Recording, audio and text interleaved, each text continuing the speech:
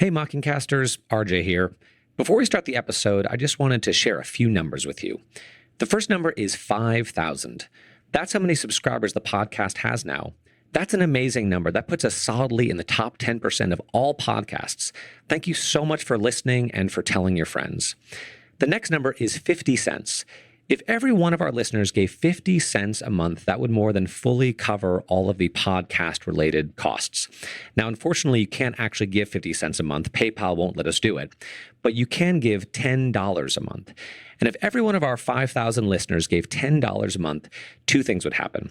Number one, you would all get the Mockingbird Quarterly, this amazing, beautiful magazine that we put out. And I think you would really love it.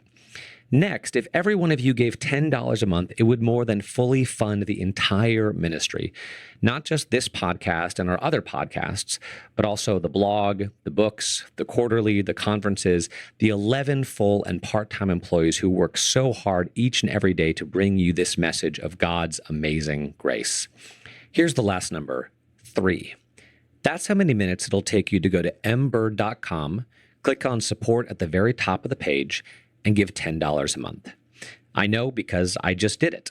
And I did it in just about the hardest way you can. I did it on my phone. I didn't use autofill. I actually manually entered all my information, even made a few mistakes. Still only took me 3 minutes. And so if you would take 3 minutes right now to go to mbird.com/support and give $10 a month, it would mean so much to us. Of course, you may be able and feel led to give more than $10 a month. But whatever you give, it'll really be appreciated. Again, thanks for listening. Thanks for your support. And now on to the episode. Welcome to the Mockingcast, the podcast of Mockingbird Ministries. I'm David Zoll, your host, and in just a few moments, I'll be joined by my co-hosts, Sarah Condon and RJ Heyman. We come to you every other Friday to explore a few of the places where we currently see grace and its absence playing out in unexpected and compelling ways. We're glad to have you with us. Praise the Lord. Praise the Lord.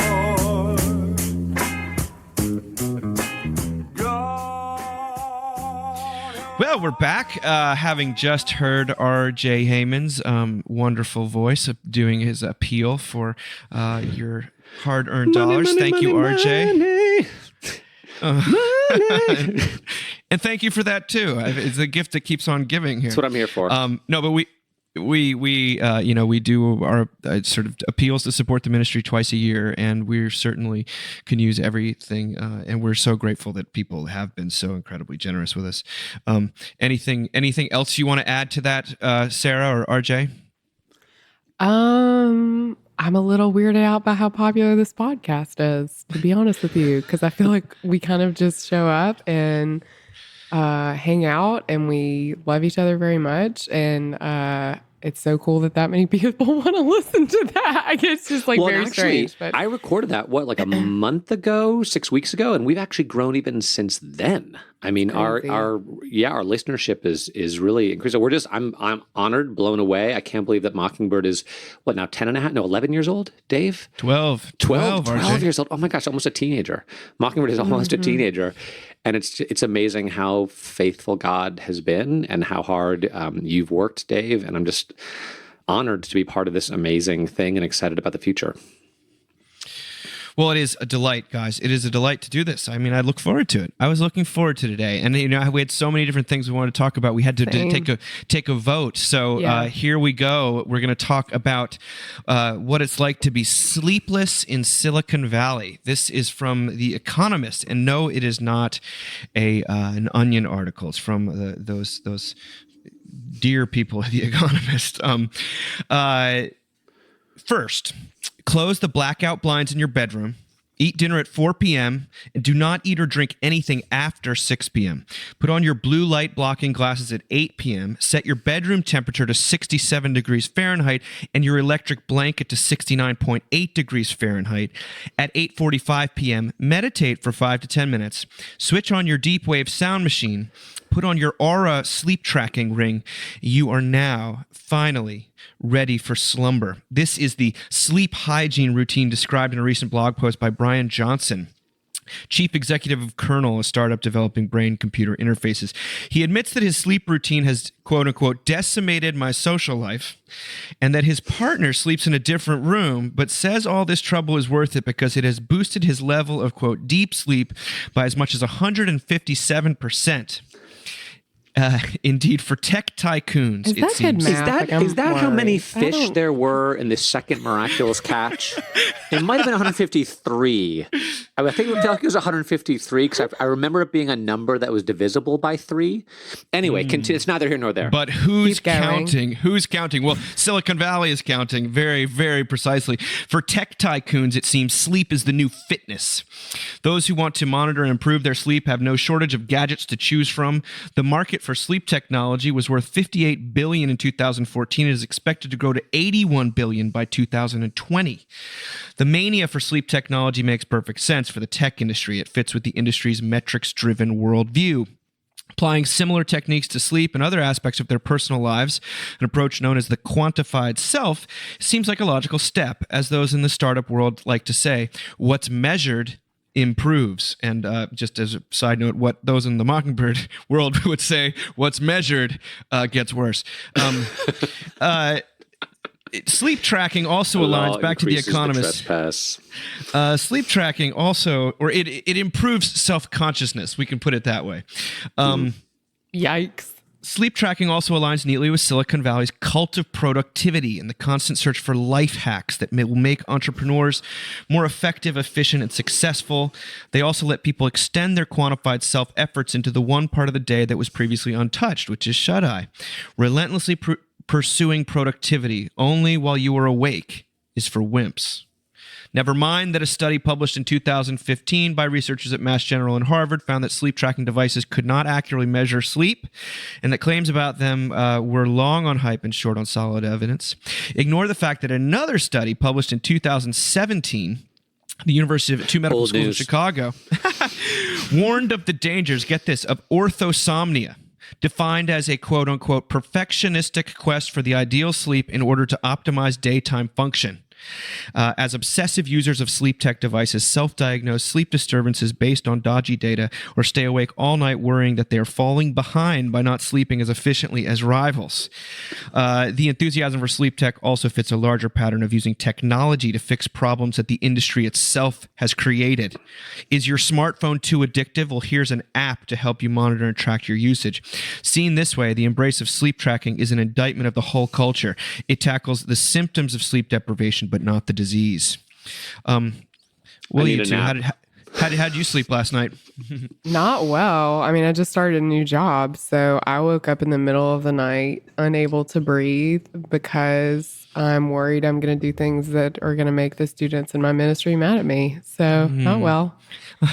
And that's pretty typical of most nights of sleep. You're so right now. mild-mannered, though, Sarah. I mean, you're such a wallflower. I'm not worried about that at all. You're not given to controversy or change too many things at one time. Not at all. Yeah. You're very Lately my circumspect.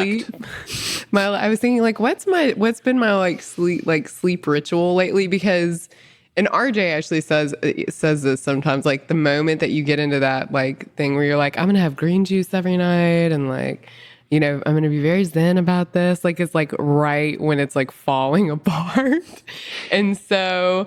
So my sleep ritual lately has been, and this is not normal for me. I don't normally hit my knees in prayer, but literally has been from the sheer exhaustion of the loud voice of self-loathing in my head, to hit my knees and like put my arms on my bed and like lower my head for a few minutes.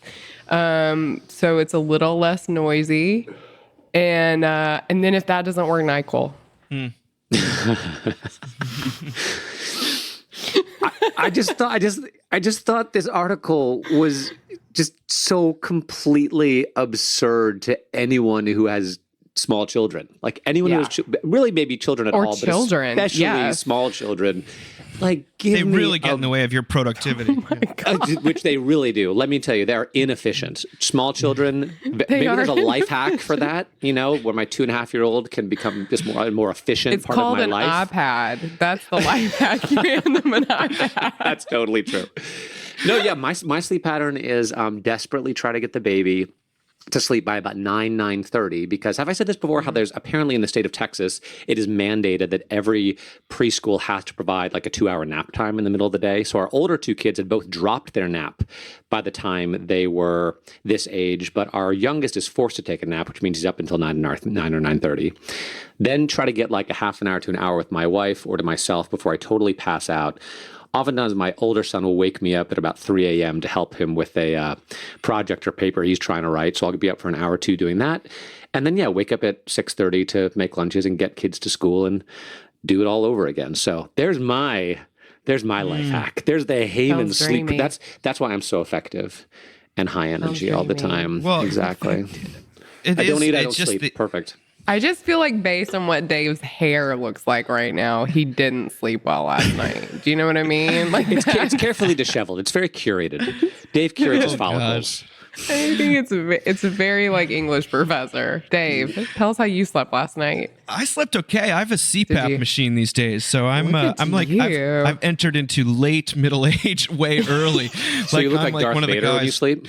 Someone the other day, I was at the sleep doctor, and he was saying to me, because we got some sleep guru here, and he was like, well, it's like all these Vietnam vets, they used to sort of bond about their tours in the jungle and all the things that they'd seen, and now they get to bond over their CPAP machines and that culture. And I was like, oh, great, that makes me feel amazing. Thank you for, equating me with men like literally 35 years older than me. So young, fogyish, Dave. I mean, Saul. this is actually taken. I mean, I wrote a significant portion in the Seculosity of Leisure section about how sleep in a kind of cult of productivity becomes almost the enemy, or it becomes something in which we're striving. We're striving in our sleep, and that sleep becomes something that's almost anxiety producing, rather than the ultimate opposite of work. It becomes another thing to perfect. And this, I'm glad, because orthosomnia, we talked about orthorexia, which is the emphasis on perfect eating, that in perfectly sourced foods that ends up starving people. They stop eating entirely. But here, that line when it says, people stay awake all night worrying that they are falling behind by not sleeping as efficiently as rivals. If that's not a picture of what it feels like to be in in a place in which productivity has become absolutely enshrined as the highest moral good, I don't know what is. It reads like an Onion article, and you're right. There's no sense of like it's completely, the self-focus is just taken for granted. Like It's nuts. to be able to calibrate your own circumstances this degree, and it does. What does he say? It's decimated his social life. His spouse is sleeping in another room. Yep. They probably did a unimoon. They probably did. I mean, easy to talk smack here, but I'm thinking like. At the same time, we gotten a new mattress recently, and I fell down the rabbit hole of looking at mattress stuff to figure out what's going to give me the absolute. Mattress shopping is crazy. What's going to help so me out? expensive. Mattresses are so we crazy pay for expensive. ours monthly. That's for like years. Like by the time we pay it off, we have to get another one. Like it's crazy expensive. It made me think of all this stuff that's coming out about like the Chinese surveillance state and how crazy it is, but like how we don't need a surveillance state because we'll just do it to ourselves. We'll just create these structures to control and monitor everything we do. It's the drive for control and mastery, and it's just nuts. It's crazy. It's so. I mean, Dave, I think what you're saying about like it's so isolating. It's so accidentally isolating. Like I think about how our 8-year-old comes in because he'll wake up in the middle of the night. He comes by naturally and is anxious about something and can't sleep. And I'm always like, I used to do that as a kid, and my parents weren't the kind of parents that were like, you can get in bed with us. And so I remember like what that felt like, and I don't want my kids to feel that way, right? And so, but I also like don't want him in bed with us. So I've said to our son, look, if you're having a hard time sleeping, come get me. And I drag my pillow into his room and sleep in bed with him so he can go back to sleep. And like, do I wake up in the morning feeling amazing? No, I don't. And do I regret how little money we spent on his mattress? Yes, I do. But But also, there's something really sweet about that like he knows that I'm willing to give up sleep so that he can go back to sleep. Like, so I don't know. And it's just so, this is so isolating to me, like that you would be this guarded around like sleep with your spouse. And I mean, I'm just like, and I mean, we haven't even, and we don't have to, but the whole question of intimacy here is like, where is that happening? Well, we've already talked about that, haven't it's we? inefficient. Inefficient. That might lead to children, which are even Sex more inefficient. Sex is the least efficient thing you could do. Absolutely. It's sorry, awesome. RJ.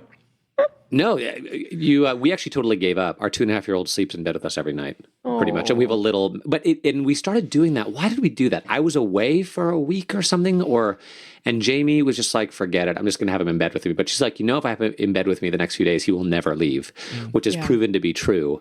Yeah. But it's so sweet. Like this morning at 6 a.m., I felt his little pudgy arm reaching around my neck and snuggling up in back of me. And I was like, and then he does have a little mattress in the corner where sometimes we put him if we feel like not having him in bed with us. But I will say that also coincided with a real improvement in his sweetness and his attitude. And maybe that was happenstance, but it was like as soon as he started sleeping in bed with us, he became a lot more pleasant person. Yeah. So it feels worth it. It's efficient, is what I'm saying. From the seculosity of leisure straight into the seculosity of parenting. Thank you, RJ. I appreciate that. We have the family mattress. That's what we advocate here at Mockingbird. California King, baby, all the way. They have I remember a bunch of years ago being at a theological conference, or someone came in to speak to the staff of the organization I was working in. They talked about progressive sanctification and how the law was really gracious, God's gracious gift to us to sort of help us improve. And then someone asked, well, what does this look like? What does Christian growth look like when you're asleep? Like, do your dreams get more sanctified over the years? And I mean, honestly, I think that the person almost was intentionally poking at the bear of being like, when you're asleep you cannot control by definition, even if you've controlled all these circumstances beforehand, what comes out in the middle of the night, what comes out in your sleep, sometimes these violent dreams, these very sexual dreams, like the very just fearful dreams. I don't know what it is. Like that is where I always feel it's a good barometer of where you're really at, and it's usually not a great.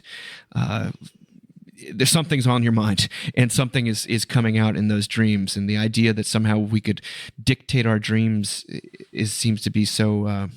It's so funny. Like my regular dreams are like, well, some of them are just too dark to talk about, but regularly I have a dream where I'm just like randomly standing in some like landscape, and it totally turns into one of those movies where like a giant wave is like coming up over me. Like Interstellar.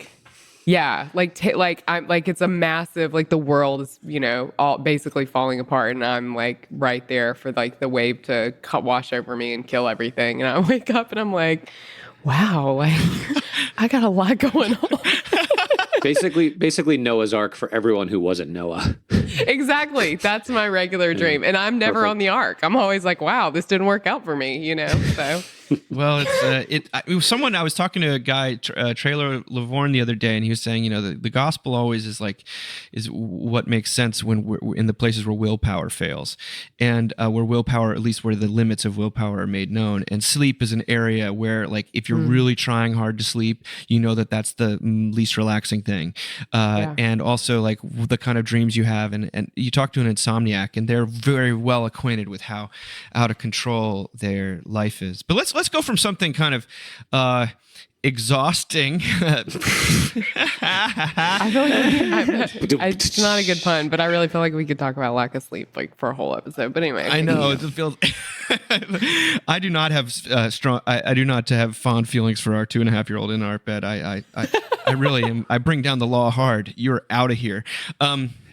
This past Sunday was graduation weekend for many people in the world, in the country, and Morehouse College, this wonderful act of this billionaire investor Robert Smith, the Morehouse College seniors at the historically black college there, got a surprise when billionaire investor Robert F. Smith announced during his commencement speech that he would pay off the student loan debt for the entire graduating class by aiding nearly 400 students at an estimated value of $40 million. His donation is the single biggest gift in the school's 152-year history.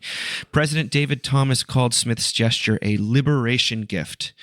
And not surprisingly, the refrain, "You are enough," is one of Smith's go-to and was the basis of his 2015 commencement speech at American University.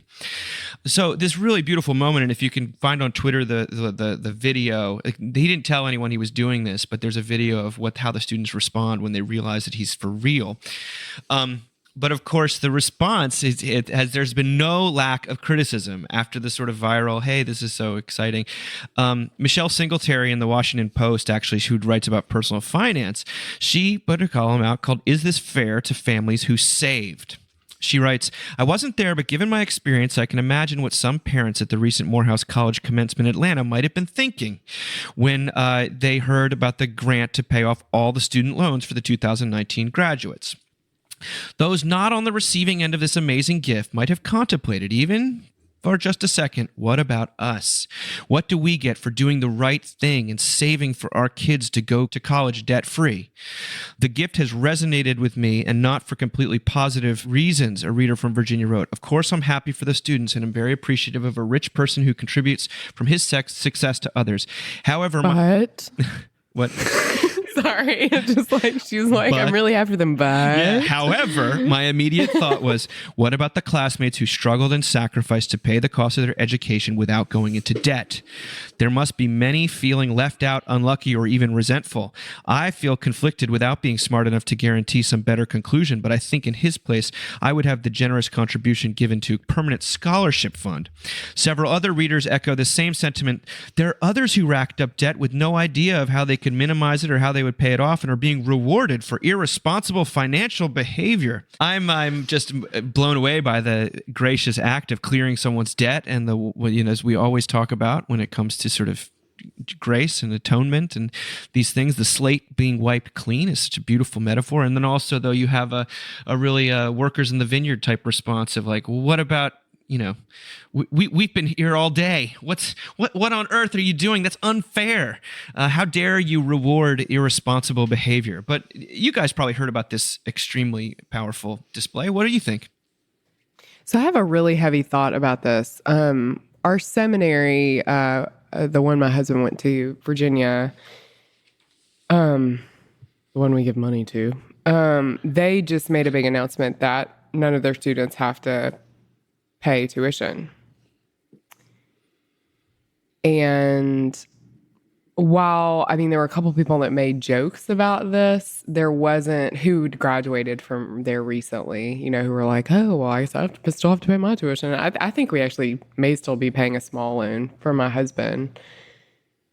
This is different because it's Black men. That's why this is different. And it's different because it's Black men historically. And it's different because there's such a history of systemic racism. There's the history of slavery. And I, always say this, I'm a child of Mississippi. My grandmother was raised by her grandmother, which meant she knew slaves. She knew Black folks who were slaves. We don't like to talk at Mockingbird a lot about like fair and not fair and these things. But when you talk about the way that Black men have been treated historically in this country and the way that they're treated now, like it's not fair. And so while I think this is an incredibly beautiful and gracious thing that this guy has done, and I don't agree with any of these critiques, I think we have them because there is this weird calling for fairness that's not been met in other ways, right? Like that we're not actually dealing with racism, or we're not actually dealing with rage, or we're not dealing with any of these things appropriately. So it comes out. So we have this beautiful, amazing, gracious gesture this man makes at Morehouse. And this is where people are trying to process like racism as a whole, right? Which doesn't work. So anyway, those are my thoughts. Arj. It's funny. A thought similar to that crossed my mind. I just watched the James Baldwin movie, the documentary about James Baldwin called I'm Not Your Negro, which came out like a year ago. And there was something at the very beginning of the CNN article where the man who made this gift talked about his family having, been, he's like, I'm half of 8 generations of my family, basically. Like, we've been here a while. And James Baldwin in this movie, this is from the 1960s, talks about how RFK, JFK's brother, at some point in the 60s had made a comment about, how race relations were getting so much better and that he could imagine, in 30 or 40 years, it might even be possible that there would be a black president. And James Baldwin's reaction was like, that's like how absurd that was, because he's like, James Baldwin said, my ancestors have been here for 3 centuries. And RFK's just got here like yesterday. And you're going to tell me and my people who have been here so much longer than you that someday maybe we can dream about being in charge. And just the historicity of Black people in America. The other thought was, as someone who is looking at colleges for my oldest son, will be applying next year, that whole thing about saving, it has to go out the window, because his school, his 4 years, unless he goes to a state school, and even then if he goes to a state school, but if he goes to a private school, it's going to be like $300,000. Oh, yeah. Like it's just so, it is so beyond, the cost is so beyond that if you actually can afford to save for it, and actually just look at what Howard's tuition is, Howard's still like $50,000, Wow. So like, if you can afford to save, then that kind of, I hate to say it, you were rich to start, maybe. If you can afford to put away $200,000 or $300,000 for a kid for college. So yeah, it's I mean, it starts to get theological, where it's like the debt is so great that you have no hope of paying it yourself ever, unless someone comes in and pays the debt for you, either on the front end or the back end. Our hope is scholarships. That's that. The financial picture will be part of the picture for his for where he ends up for college. But anyway, it was a beautiful picture of forgiveness, and one hopes that mercy will actually beget mercy, and forgiveness beget forgiveness in the way that Jesus talks about. And but for people to be, I don't know, jealous or something, because like I said, I mean, maybe you sold your house or something and that's how you paid for your kid to get through school, but unless you made that level of sacrifice, I don't know, it's an impossible situation. The other thing that reminds me a little bit of is the woman who anoints Jesus's feet at Bethany with the perfume. Yeah. In this incredibly expensive, lavish, and the immediate reaction of the disciples Yes. it could have been sold and the wages could have been given to the poor, and Jesus being like, the poor you'll always have with you, right. but don't, this woman's done a beautiful thing for me, and this story will be told for generations, which it has been. But this whole sense of, and this goes back actually to the first conversation, making sure that even in our philanthropy, it's as efficient and well thought through and metrics based. Yes.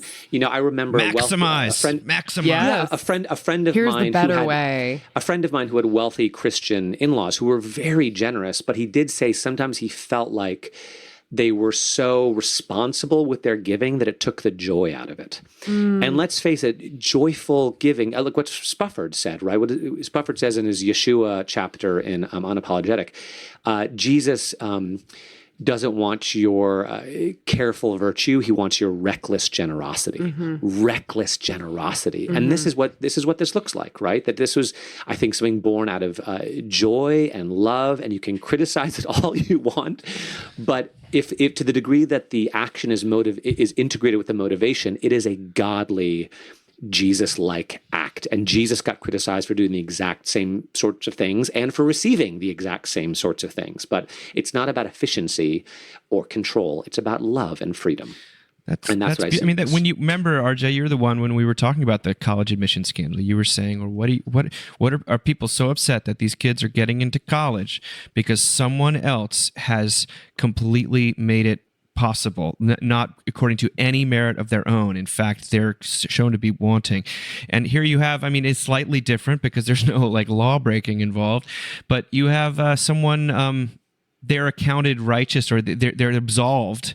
They're completely absolved of debt on account of someone else paying that cost, and it's sort of undeniably powerful. And people are still mad about it. I mean, that's what's interesting. Is it's not the same thing at all, but people are having the same response to it. Yeah. Do you know what I mean? No, totally. Like, it's still like they don't deserve this. They didn't work hard enough. What about people who worked harder? Like, if I had graduated gracious? last year and had grace is like never okay. It's fascinating. And people are sort of like, well, what do we wish? We wish he'd never done it in the first place, and that instead he would.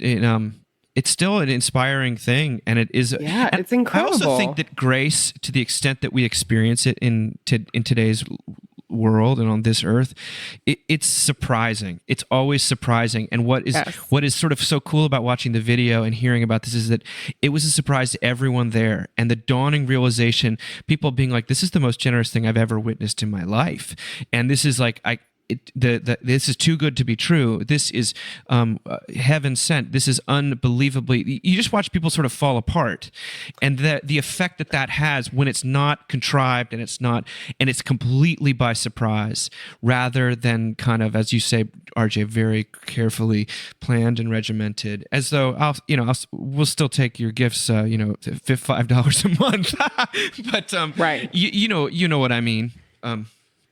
Yeah, it reminds me of that article that we talked about the sort of the idea of charity being a Judeo-Christian thing historically, and that I guess I told this story on the podcast, but I keep thinking of it because when you talk about giving being, or grace being a surprise, like that's key in grace. I keep thinking about that thing that happened at the diocesan, big meeting that RJ and are at and all the priests are at, and that priest got to the podium and he's like giving the history of his little church in Waco, and I'm like, what are we doing? Are we all going to give our church histories? Oh my God, this is going to be a terrible meeting. And then he's like, he talks about how this one church gave a lot of money for his church to get started. And then he's like, and recently our church has come into this, it was a massive bequest, and they gave 10% of it, which was over $200,000. This little church that could have consolidated the money and built a bigger property and done all these,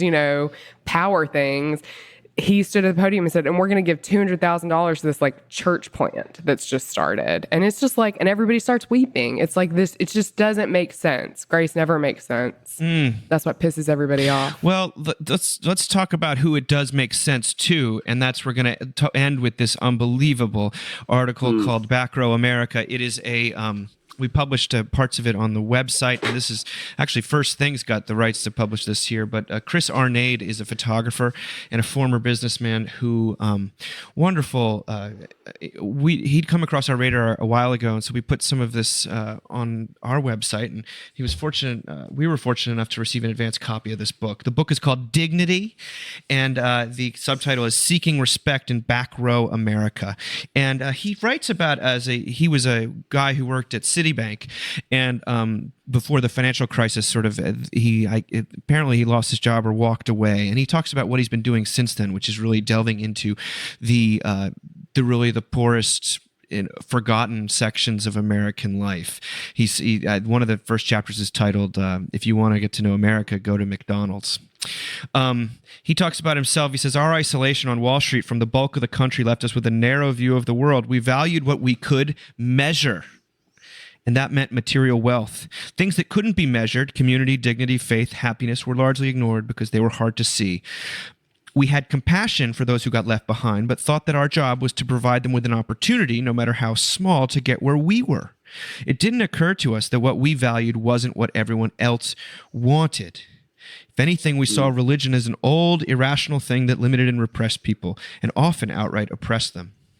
When I first went to the Bronx, I expected that the people there, those most affected by the coldness and ruthlessness of the world, would share my atheism. Instead, I found a strong belief in the supernatural and a faith that manifested in many ways, mostly as a belief in the Bible. Everyone I met there who was living homeless or battling addiction held a deep faith. For many back row Americans, the only places that regularly treat them like humans are churches. The churches are everywhere, small churches that have come in and taken over a space and light it up on Sundays and Wednesdays. They walk inside the church and immediately they meet people who get them. The preachers and the congregants inside may preach to them, even judge their past decisions, but they don't look down on them. They have walked the walk and know the shit they are going through, not from a book, not from a movie, not from an article, not from a study, but from their own lives or the lives of their friends. They look like them and they get them. There are rules to follow if you join, but they don't require having your paperwork in order or having a proper ID. They don't require getting grilled about this or that. They say, enter as you are, letting forgiveness wash away a past that many want gone. The churches understand the streets, understand everyone is a sinner and everyone fails. The rest of the world, the courts, the hospitals, the rehab clinics, the welfare office, police stations, and even some of the nonprofits and schools, especially the universities that won't let you on campus without police being called, doesn't understand that. That cold secular world of the well-intentioned is a distant and judgmental thing. Like most in the front row, I am used to thinking we have all the answers. On Wall Street, there were few problems we couldn't solve with enough smarts, energy, audacity, or money. We even managed to push death into the distance. With a great job and a great apartment in a great neighborhood, it is easy to feel we have nothing for which we need to be absolved. The fundamental fallibility of humans seems outdated, distance. It's not hard to imagine that you have everything under control. On the streets, few can delude themselves into thinking they have it under control. You cannot ignore death there, and you cannot ignore human fallibility. It is easier to see that everyone is a sinner, everyone is fallible, and everyone is mortal. It is easier to see that there are things just too deep, too important, or too great for us to know. It is far easier to recognize that one must come to peace with the idea that we don't and never will have this under control. It is far easier to see religion not just as useful, but as true.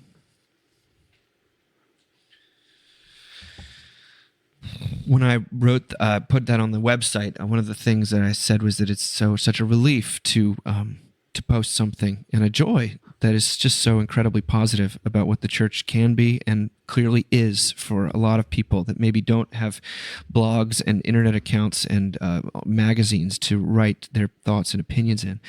This is a treasure of a book, and it does link, as we've seen here, that it makes clear that what would be, someone says there's some fireworks in the explosiveness in the idea that atheism is linked to privilege, and that there's that's not someone people think anyone wants to talk about, but that is clearly what he is talking about, and he's not me talking about it. He's a guy who spent, I think, 5 years living in these communities. But that's enough for me. I mean, Sarah, RJ, I thought of you guys actually when I read this. I was like, I can't wait for them to read this article. It makes me think a lot about small churches, about really small churches, and how it is these small churches that actually do welcome these people in. And what's interesting to me is part of the reason they welcome those people in is because those small churches know how desperate they are, and they know they need people there. And all of the stuff that bigger churches, and I live in Houston, which is a city of bigger churches, frankly, sort of are like, well, you know, there's a certain church that certain people go to, and this is not that church. You know, like we literally have a homeless congregation in Houston. Like we have a place for those people, you know? But when I think about like little churches like in the Mississippi Delta or little churches even in Manhattan where these people wander in, and there's that church, there's something also about the desperation of these small churches that's able to meet them where they are. I mean, I kind of feel like I'm rambling, but I do think that there's something to that. And I'm also like, guess what, assholes? Like, you can't measure grace. Like, when people are this desperate in their lives, like, they're beyond the metrics. Like, they're sleeping on the streets. Like, they're not worried about how well they're gonna, you know, how many hours of sleep they're gonna get. They're just Saving hoping for to college. Yeah, they're not worried about that stuff. Like, they don't have any metrics anymore. It's just, at this point, it's like, everything that they're given and not judged on is grace. And I think that there's a way that these churches are able to meet them there that's pretty miraculous. And I mean, people always shit on small churches, to be frank with you. And like, there's virtue in those places. There's incredible, nobody talks about this better than Chad Bird, frankly. But there's something about the ministry that happens in those places that we just dismiss, and we dismiss it because we dismiss these people who show up at these churches. When I was a high schooler and also in college, you would hear the very, what I would call today, like a very tired trope about religion, and saying that it's a crutch for poor people or for needy people. And the older I get, I realize that we're the ones with all the crutches. We're the affluent are the ones that have buffered themselves from their need. They've buffered themselves from death.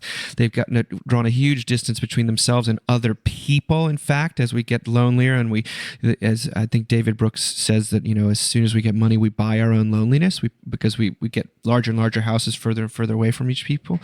And when he says, in fact, religion is actually the recourse of the people who have lost their crutches and are having to confront the cold reality of actual life. And when Arnaud says that they cannot pretend that people aren't sinners, they can't pretend that human beings aren't deeply fallible, and they can't pretend that everyone's going to die. I mean, those are the places where the gospel speaks the loudest. And so instead of saying religion is for people who need a crutch, by the way, all of us need crutches. Right. Crutches sound great to me. I would like to have a full body cast, but I'd like a lark, please. I just want to scoot. Can I just get an epidural all the time? But that's a good one. That's what we're really talking about here, and I think it's borne out. I was talking to someone the other day who stopped going to a church in our denomination in order to go to a church on the other side of the tracks, like a non-denominational track where he's one of the only white people in attendance, and a lot of people don't speak English. And he said that they're actually very, very dialed into reality.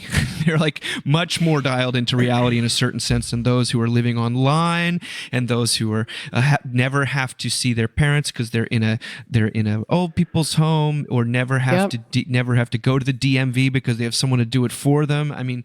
Yeah. Anyway, it's.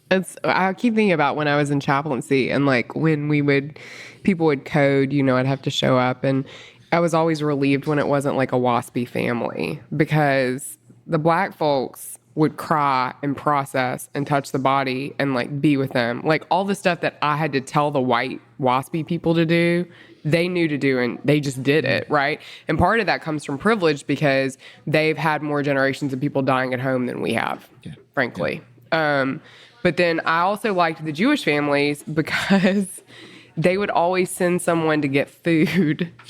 And when someone died, there would be this weird feast that would happen in the room where they're people are passing me hummus. And they're like, are you hungry? Are you, but there was a processing happening there too. And it always, the younger the white people were in the room, the more fearful I was for them as to how they were going to handle this, because they had been so buffered by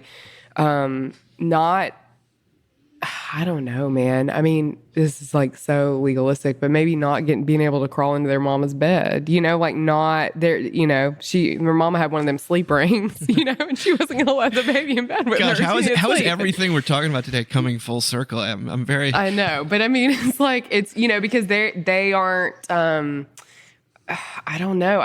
This stuff with metrics it just seems to talk to everything today, because it's the more efficiently you've run your life, the more successful you've been in so many ways, the more isolated you've made yourself as you head to death, right? I mean, that's just the nature of the beast. I've been slowly making my way through The Sopranos. I'm in season 4 right now.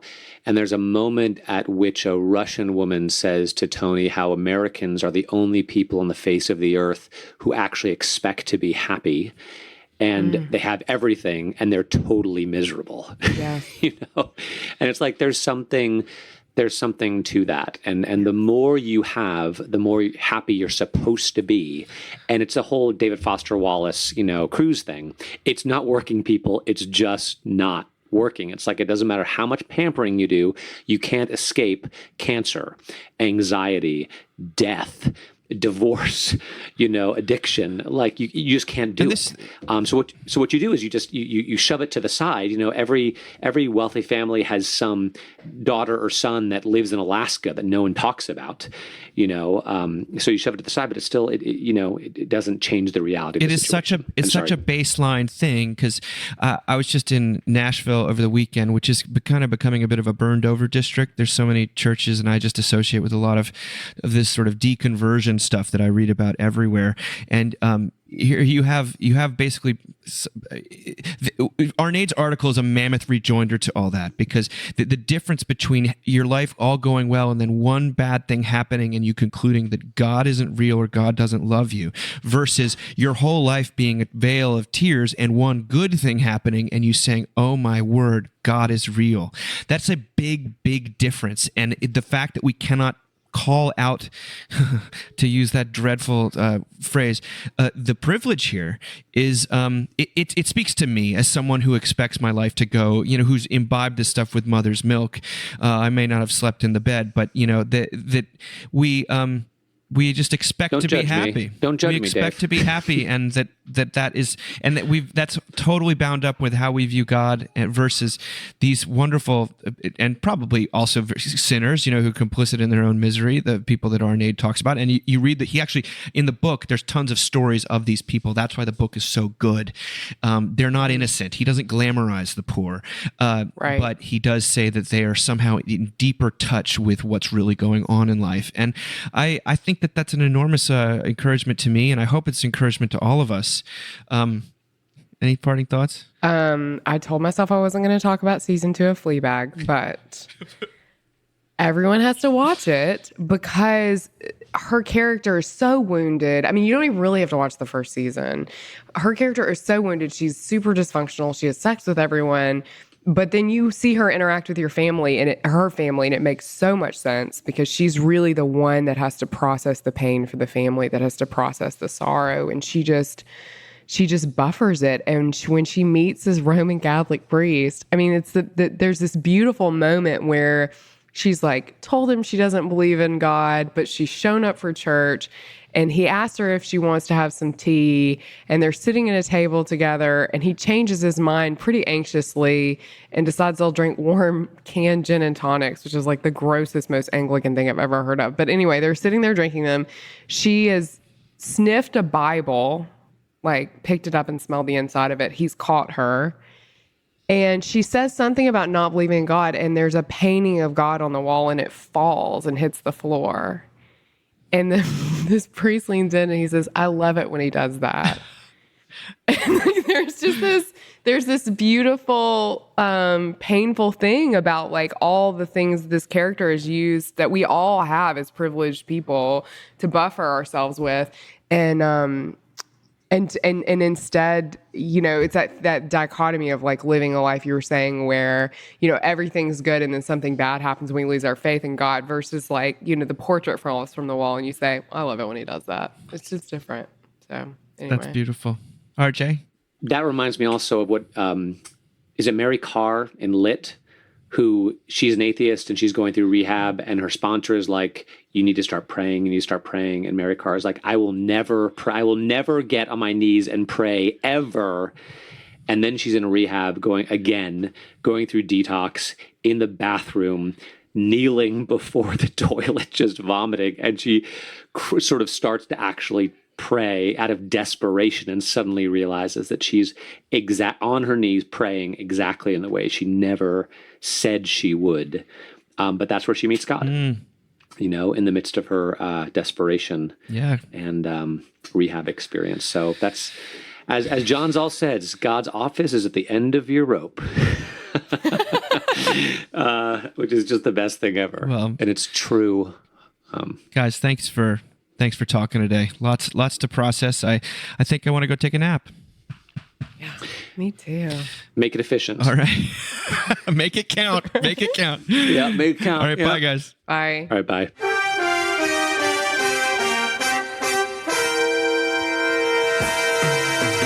Thank you for listening. Remember, you can find us on the web at www.mbird.com. And we'd always love to hear from you at info@mbird.com. Audio production for the Mockingcast is provided by the Narrativo Group, and if you like what you've heard, please do drop over to iTunes and leave us a rating and review. Until next time. Praise the Lord.